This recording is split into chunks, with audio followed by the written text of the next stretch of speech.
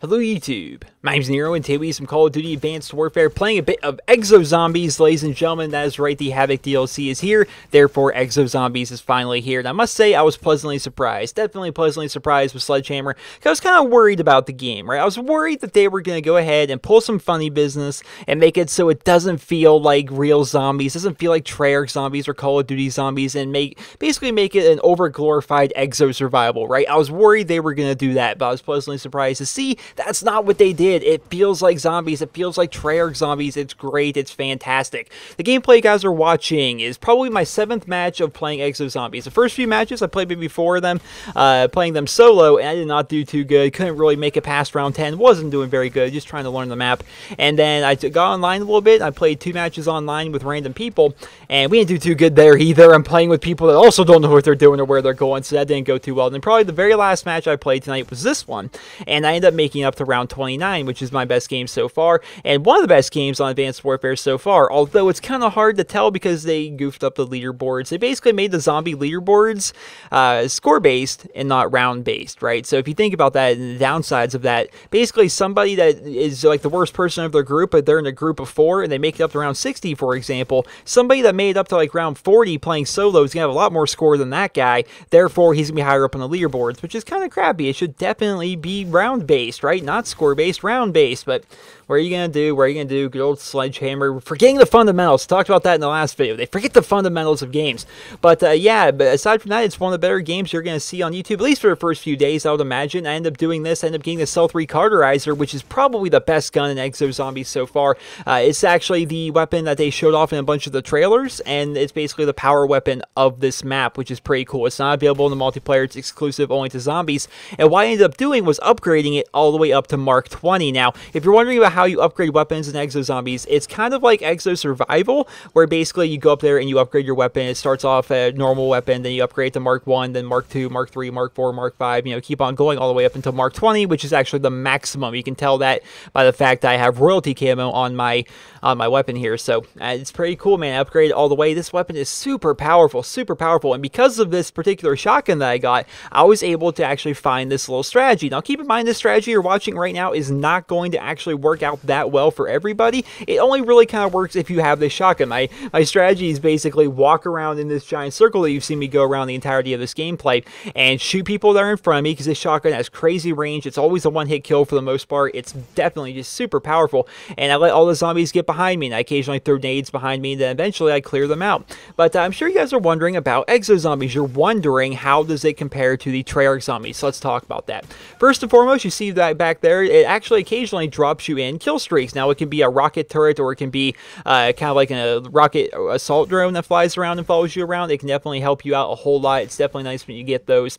How does it compare? So basically, when you start off the match, the first thing you're going to try and do is you're going to try and turn on the power machines. Now, there are maybe 4 or 5 different power machines throughout the map, and they activate different kind of perk machines and different things like that, right? So the first thing you want to do is you want to turn on all the power machines that you can find, right? And then the next thing you need to do is actually go and grab your exosuit, because you can, in fact, use your exosuit while playing zombies. You'll see it occasionally throughout this gameplay. Not a ton, but if I get swarmed, I'll dash away, or I'll try and double jump over some people and stuff like that. You basically want to get your exosuit, because you cannot actually get any perks without your exosuit, except for quick revive. Now, keep in mind, the perks are actually a bit different. They're not named the same thing, but they all basically do the same kind of idea as what they did with the Treyarch zombies. So forgive me that the names are escaping me, because I haven't gone to sleep yet. I stay up all night just so I can play this DLC early, play it at 5 o'clock in the morning, and get some videos out for you guys. So forgive me if I'm a little bit tired in this video. But they're basically the equivalent of the perks that you have. There's a perk that's the equivalent of Juggernaut. I think it's called like Exo Health. There is one that's basically the equivalent of Sleight of Hand, which is basically, you know, Exo Reload or something like that. There's one that's the equivalent of Quick Revive. There's one that's the equivalent of Gung Ho. There's one that's the equivalent of kind of like, it's not even really a perk, but it's basically an Exo Slam perk that you can get. Those are basically the 5 perks that you can get. Aside from that, there is, of course, the 3D printer box, which moves around the map depending on how many times you actually hit it, which is kind of nice. And yeah, that's basically about it. The room I'm walking through right now is where you actually walk through and you can upgrade your weapon while you're there.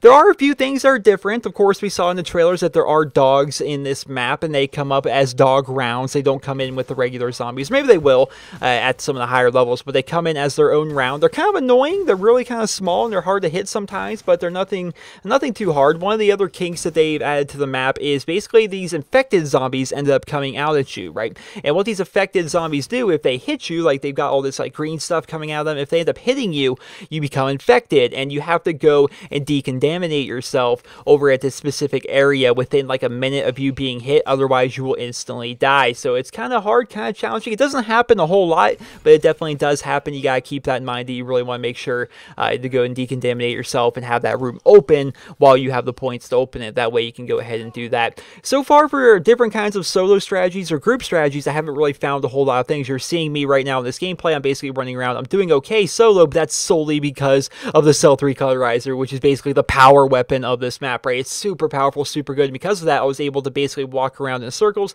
and just shoot people in the face and yell at zombies behind me. That once all the zombies stopped spawning, I was down to my last few. I could just turn around and mow them all down. It's a really cool shotgun. Very, very powerful. Definitely kind of nice. I love the fact that occasionally different kind of supply drops will come in. Sometimes they give you points that you can have, and it's definitely good to have points, of course. Other times they'll give you like a remote turret. Other times they'll give you something like the assault drone. It's definitely cool to have stuff like that coming in. Some other things about the map, there is places for you to store points, which is pretty nice. If you want to store up some points, you could go ahead and do that. I believe there's a spot that you could store a weapon. I remember seeing something about that as I was running through, but I didn't have really time to stop and look at it because being chased by a bunch of zombies, and you know, of course, I had to keep on moving. So my initial impressions of Exo Zombies is it is a whole lot of fun. It is a lot like the Treyarch Zombies, which is something I really kind of liked. If there's one thing I really wish that I could change about it, of course, the leaderboards are really kind of goofy. Like I said, they're occasionally you're going to run into these zombies that basically have EMPs, which is really annoying because that will actually disable your exosuit, which is kind of crappy, really kind of annoying when that happens. And occasionally the zombies themselves, they just kind of fly at you. They basically like boost dash at you in a way, which could definitely be off-putting and kind of throws you off a little bit, you know, that kind of idea. But still, it's very, very fun. My experience with it so far is pretty fun. I'm hoping to be able to play this with my friends. That way we can try and develop some strategies for group play. Right now, I don't really have too many strategies. My only strategy so far is get the Cel-3 Cauterizer, run around in a big circle until eventually you die. Oh, also, one more thing I want to point out about Exo Zombies. If you're playing solo, you can't pause the game like you could in some of the older Call of Duty games. You just can't pause it for whatever reason. So there's no real trying to make your way all the way up to around 70 or something like that without being able to pause the game, stretch, go take a piss, grab a drink or something like that. You know, you can't really do any of that because you can't actually pause it while you're playing solo. But aside from those, a few little quirks, a few little kinks in the armor there. It's actually very, very fun. I'm pleasantly surprised with Exo Zombies so far. I've stayed up all freaking evening to be able to make this video. So basically, I'm used to waking up maybe around noon, maybe around 1 o'clock or so, and there's no way I'd be able to just wake up at 5 o'clock in the morning and start recording stuff for this DLC, right? So basically what I did is I stay up all night, wait till 5 o'clock in the morning my time, and I wanted to make sure I could start recording some of this stuff and start posting some videos for you guys of the new Havoc DLC. So the point of this video, Exo Zombies, pretty freaking awesome.